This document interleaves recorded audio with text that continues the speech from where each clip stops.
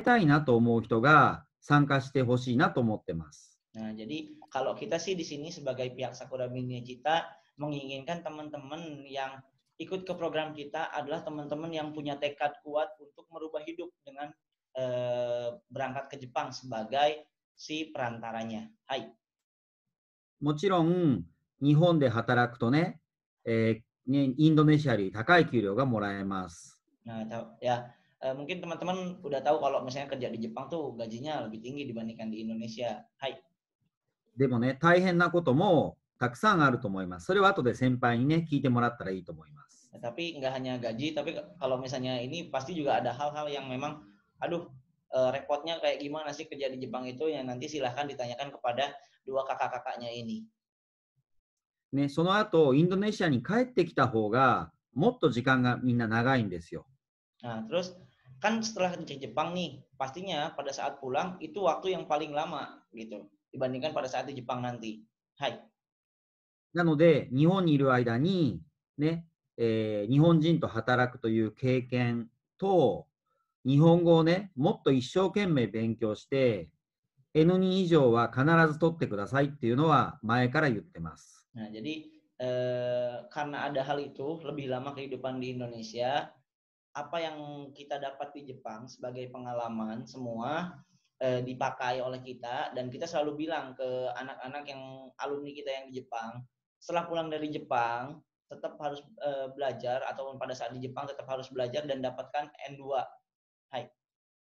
ね、そうすると、インドネシアに帰っても、いい仕事に就くことができて、ね、自分のお父さんお母さんを、家族をね、ずっとサポートすることができます。Nah, jadi kalau misalnya dapat N2, nanti kita juga bisa mensupport untuk mencarikan pekerjaan yang memang ada di daerah Indonesia, di perusahaan-perusahaan Jepang juga, supaya gajinya tetap lebih besar dibandingkan gaji pekerja biasa seperti itu, dan bisa terus tetap membahagiakan kedua orang tua. Hai. ね、アルムニのね、2人に聞いたらわかるけど、リアン先生も、勉強の時は厳しいです。Ya, jadi mungkin bisa tanya ke alumni, kalau misalnya sekarang sih ketawa-ketawa, senyum-senyum kayak gini, tapi kalau misalnya lagi belajar ya senyum juga mahal biasanya. Ya. Tapi Kibisa Sensei itu buat kita juga. Kita di Jepang ini jadi gimana? Tapi mentalnya jadi udah kuat gitu kan banget. Jadi kalau misalnya kita dimarahin sama pegawai yang lain, ya udah sih biasa aja gitu. Lebih sereman marahnya sensei. Marahnya sensei. Jadi kita udah biasa, udah aja gitu. Iya. まあ、だからそういうふうにね、自分の将来、自分の家族のことを、ね、一生懸命考えることができる人と、ごめんね、ちょっと努力ができる人、ね、そういう人に SBJ に来て僕は勉強してほしい、ね、そういうふうに僕は言ってるつもりです。Ya, jadi apa yang saya rasakan saat ini adalah ini, yang anak-anak yang datang ke SBC adalah anak-anak yang saya inginkan adalah yang memang punya mimpi untuk membahagiakan orang tuanya dan punya tujuan seperti itu, terus punya juga usaha dan tekad yang kuat gitu. Hai. ね、なので、まあ、この考え方、僕はLPK 桜見立で働いてなくて、ボランティアとしてたまに行くぐらいしかありません。Jadi kalau saya sendiri sih, Mr. Yosi sendiri itu bukan staff dari LPK Sakura Bina Cita. Jadi Mr. Yosi ini adalah volunteer atau ibaratnya ini ya, orang Jepang yang kadang-kadang sering ngebantuin aja gitu tanpa bayaran ke SBC ini untuk mensupport teman-teman. Jadi jarang datangnya pun. Hai. ね、みんながだから日本に行った後困らないように僕は日本人とネゴシエーションしたりとかそういった調整をします。Jadi kalau Mr. Yosi ini adalah karena memang orang Jepang, jadi dia lebih banyaknya berkomunikasi dengan orang Jepang untuk perusahaan-perusahaan yang nanti teman-teman tempatin dan lain-lain seperti itu. なかなか短い時間なんで全部伝えるのは難しいですけど、ね、こういう考え方に、ね、賛成というかみんな同意してもらって、ね、人はぜひみんなにも参加してほしいし、みんなの近くにいる、例えば兄弟とか友達に声をかけて、ぜひ参加してください。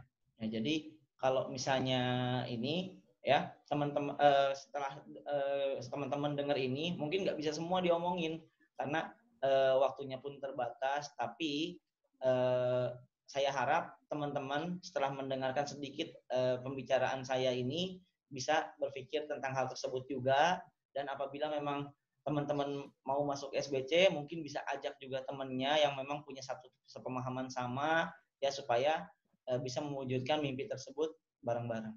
Hai. Hai, 私からは以上です。Nah, terima kasih dari saya, cukup sekian katanya. Ya, terima kasih banyak. Oke, terima kasih banyak. Arigatou gozaimasu. Nah, oke, kita lanjut ke share screen yang tadi ya.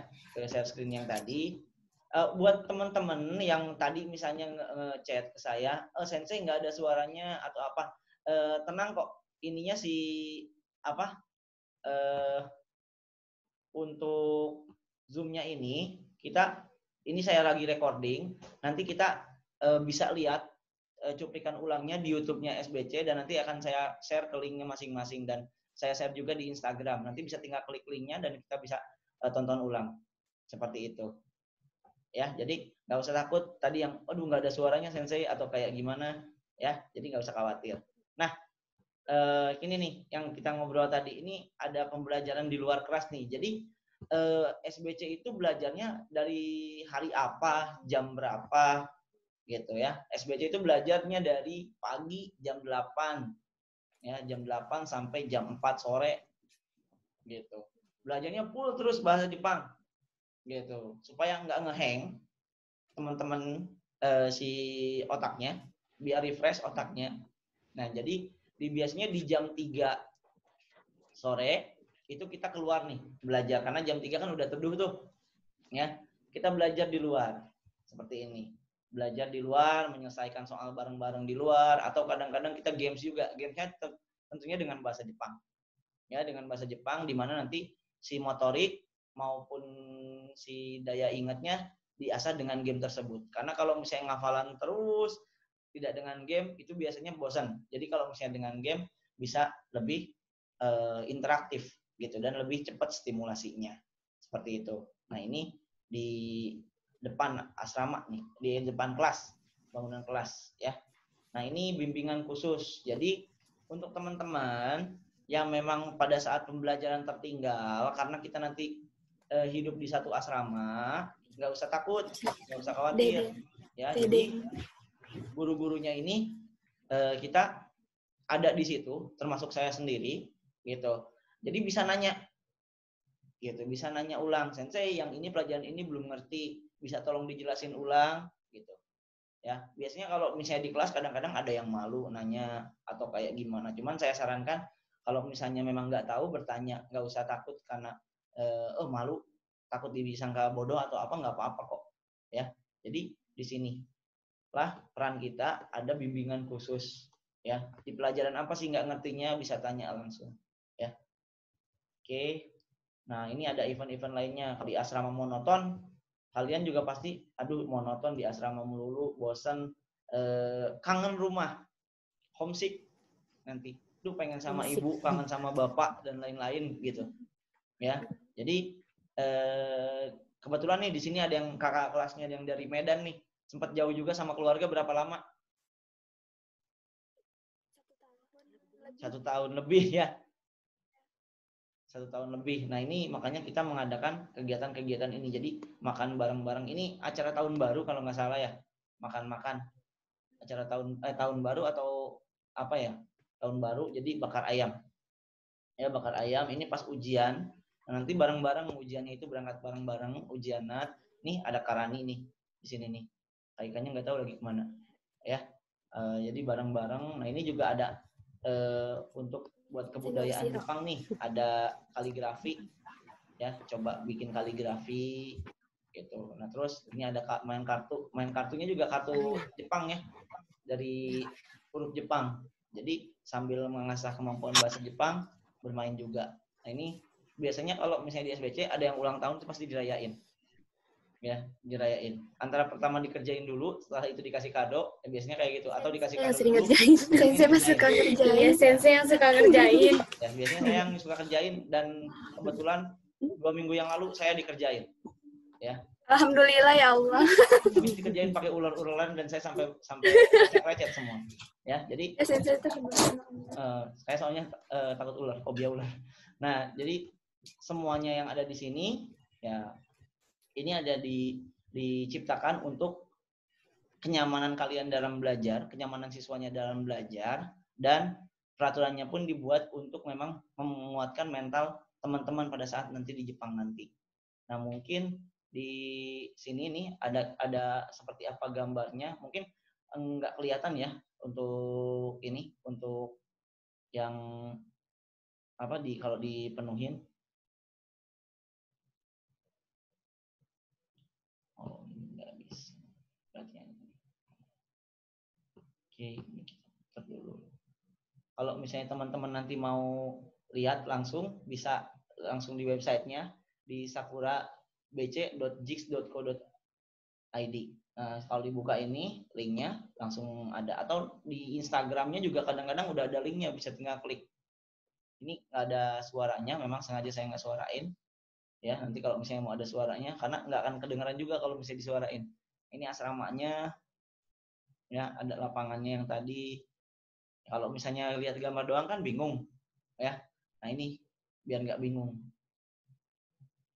Ini kadang-kadang kita bangun pagi, ya, bangun pagi.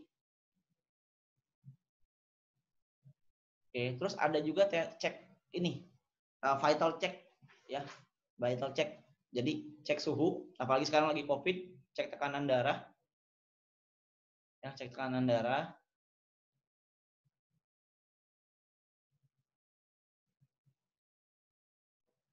Ya, olahraga pagi bareng, ada olahraga yang memang bebas, ya, bebas itu maksudnya di sini si gerakannya itu bikin sendiri anak-anak, ada juga yang memang dari ini, dari kita tentuin bahwa nanti memang pada saat nanti di panti jompo kepake gitu. Nah, ini seluruh area dibersihin termasuk sampah-sampahnya juga. Ya. Ini semuanya sampahnya dari ininya, mulai dari gotnya semua diambilin, rumputnya dicabutin.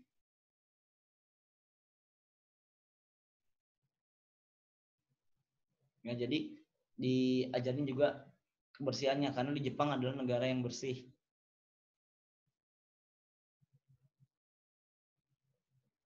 Ya, ini makan.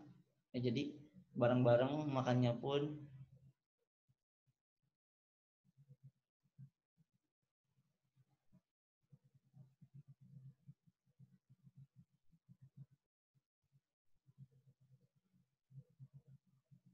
Nah, ini jam pembelajaran di kelasnya.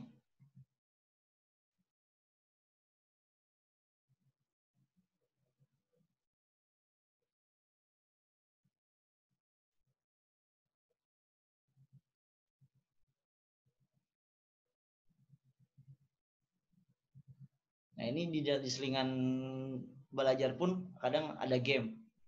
Ya. Cepet-cepetan main game.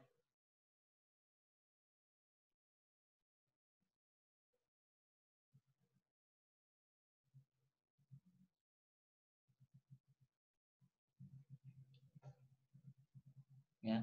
Nah, ini kaligrafi yang tadi di ini.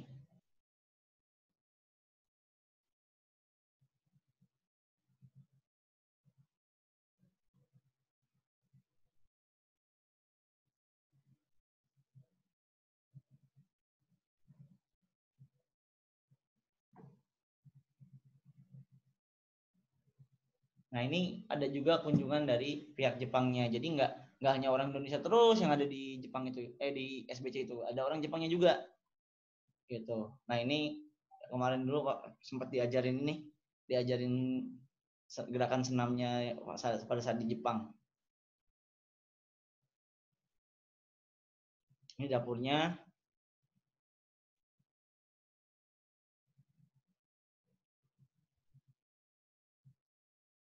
Ini ruang makan sama ruang belajarnya.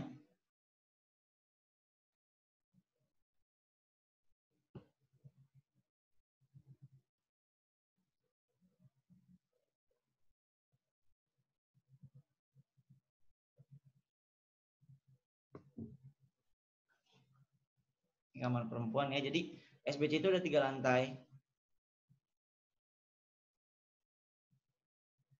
Ada 3 lantai. Jadi kamar untuk sekarang sih, untuk saat ini laki-laki ada di kantornya SBC, dia mereka tidurnya ya. Jadi untuk yang di asrama itu semuanya dari lantai 1 sampai dengan lantai 3 adalah yang perempuan. Gitu. Jadi yang cowok kita di ini, tapi tetap kegiatannya di Sakura Bina Cita. Gitu untuk yang cowok. Jadi pagi-pagi mereka jam 5 tuh yang cowok udah ada di asrama. Gitu kita jemput pakai mobil di asrama, pulangnya kita anterin jam 7 malam.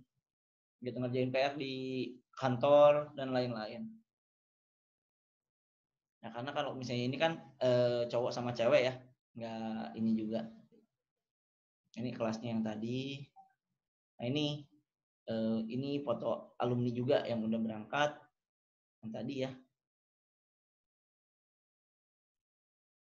Nah, oke, mungkin nggak di ini semua, kita ke video kedua aja nih. Tes apa aja sih yang ada tuh. Nanti kalau misalnya kalian dites, ini kebetulan untuk ya, tes yang periode bulan Mei kemarin kita bikin videonya. Gitu.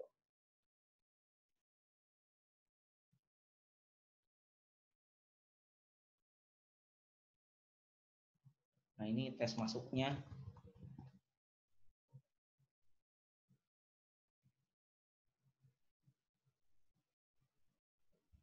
Nah, ini tes masuk, ada sekitar 50 orang ya, ada 55 orang yang daftar.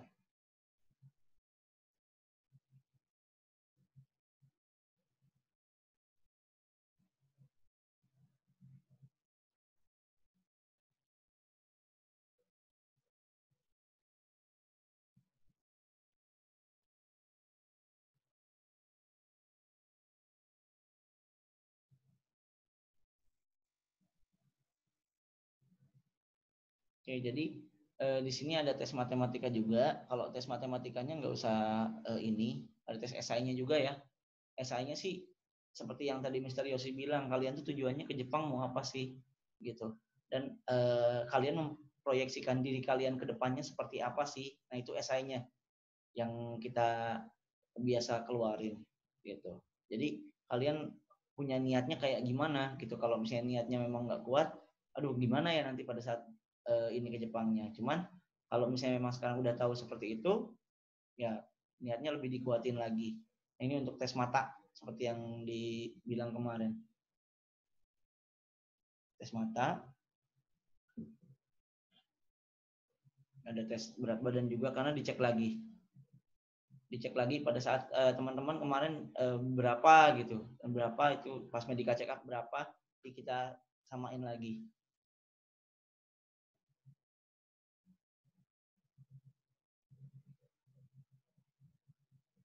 Nah, ini ada tes buta warna juga. Takutnya nanti kalau misalnya di rumah sakit kan nggak ini juga ya, kita cek juga tes buta warna.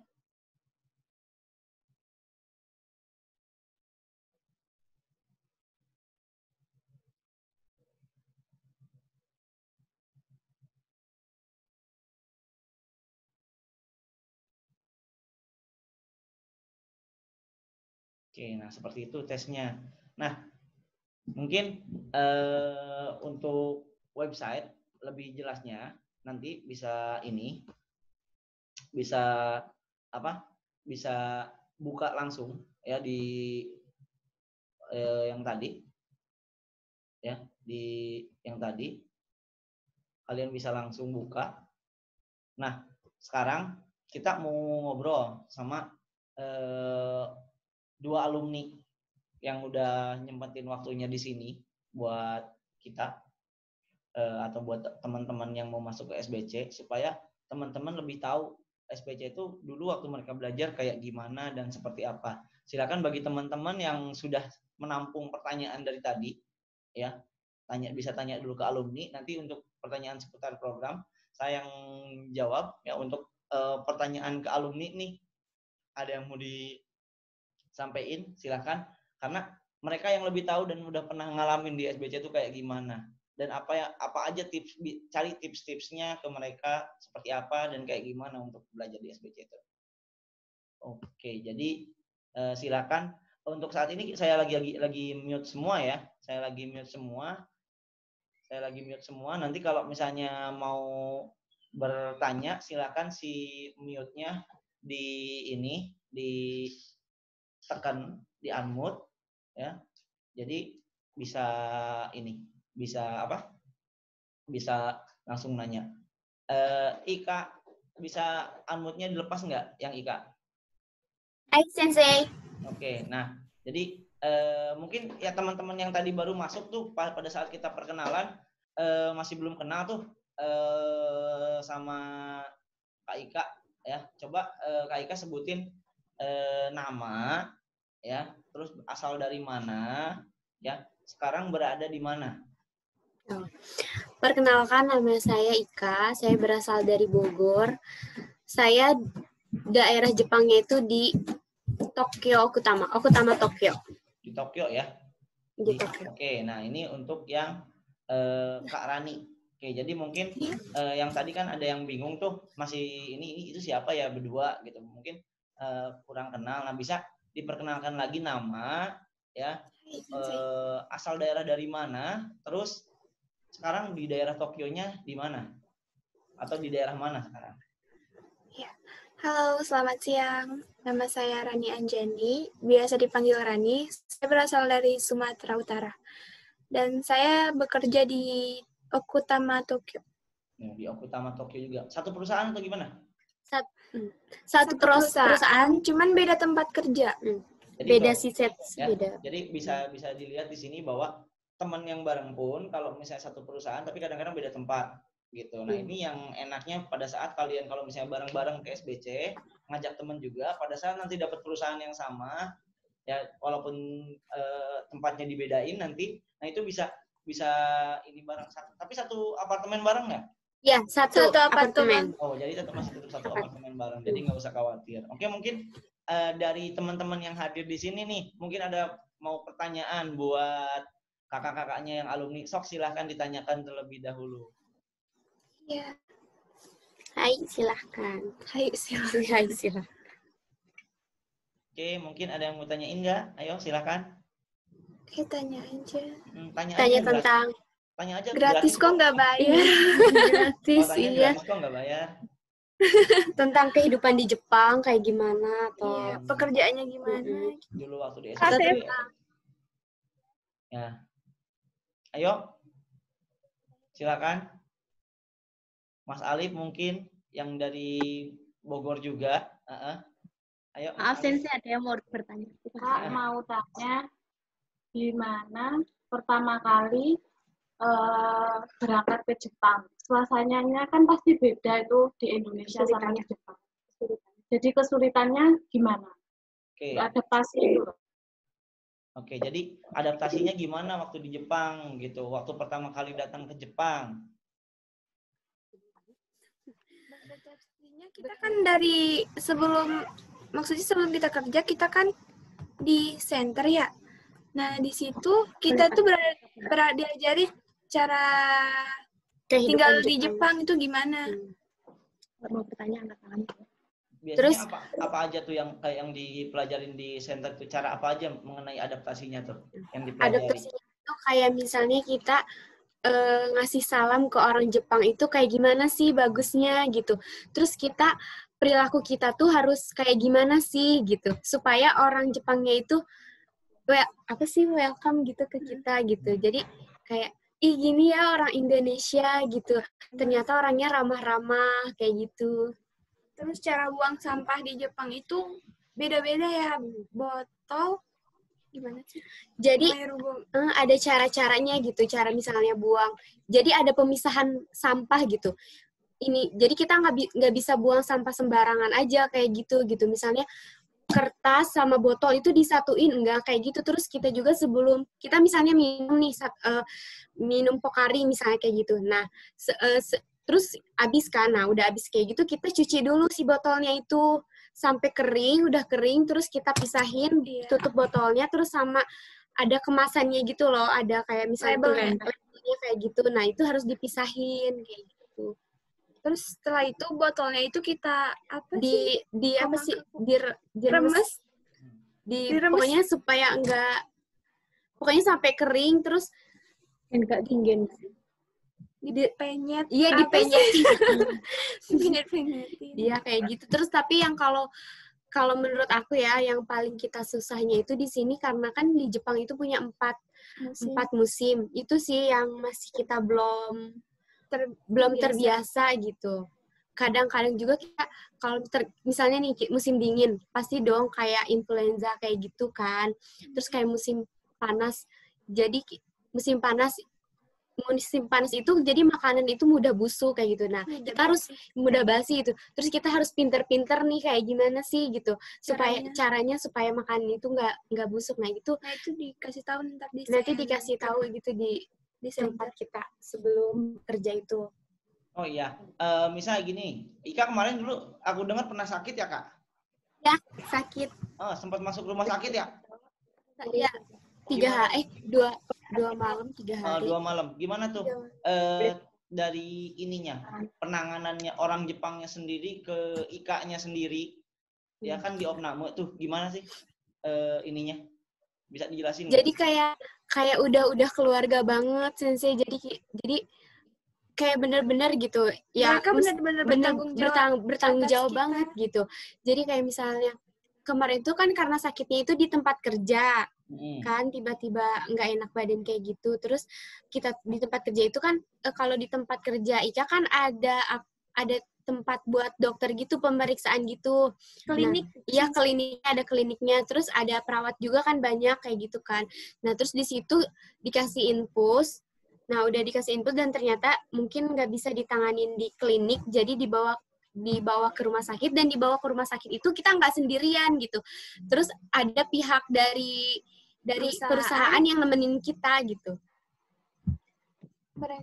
Mereka itu kayak udah nganggep kita itu keluarga gitu. Jadi mereka benar-benar ngehargain kita sebagai orang gitu. Luar negeri. Oke, kalau misalnya ini nih, mungkin ada teman-teman di antara teman-teman di sini yang pakai kerudung nih, berhijab. Di Rani sendiri, hijab di sana dipermasalahkan nggak sih? Sama sekali nggak dipermasalahkan. Mereka tuh jadi ngehargai. Kemarin tuh kan Rani pernah mau ngangkat pasien nih Sensei sama Shoku, pegawai yang laki-laki. Nah terus dia tuh nyenggol Rani, dia sampai minta maaf ya gitu, karena Rani benar-benar kayak gini. Pertama dia nanya juga Islam itu gimana sih, Rani jelasin Islam itu kayak gini. Terus kalau sama laki-laki sebenarnya nggak boleh pegang gitu, bersentuhan kan. Gitu. Ya itu mereka benar-benar hargai banget sih. Terus waktu sholat itu juga dikasih waktu dan kasih tempatnya. Jadi kalau misalnya kita nggak sholat pas hari itu gitu, kamu kenapa kok kamu nggak sholat? Mereka gitu. Yang ngecuy. Iya, mereka yang perhatian banget. Kamu sholat, nanti kalau misalnya kamu nggak sholat nanti Allah marah gitu. Tuhan kamu nanti marah kayak gitu. Mereka menghargai banget. Terus ya enaknya itu kita tuh di sini kalau misalnya mereka kan kayak punya kebun gitu. Jadi kayak kita tuh dapat kentang, dapat jamur kayak gitu. Jadi dikirim gitu ke rumah kita. Terus kayak kita punya tetangga kan. Terus ada tetangganya tuh kebetulan nenek-nenek gitu datang ke sini maghrib nganter makanan kayak gitu. Baik banget. Orang Jepang baik banget. Welcome ya, baik-baik ya. Ini. Nah, kalau misalnya ini biaya hidup Tokyo nih, biaya hidup gimana sih biaya hidup di sana?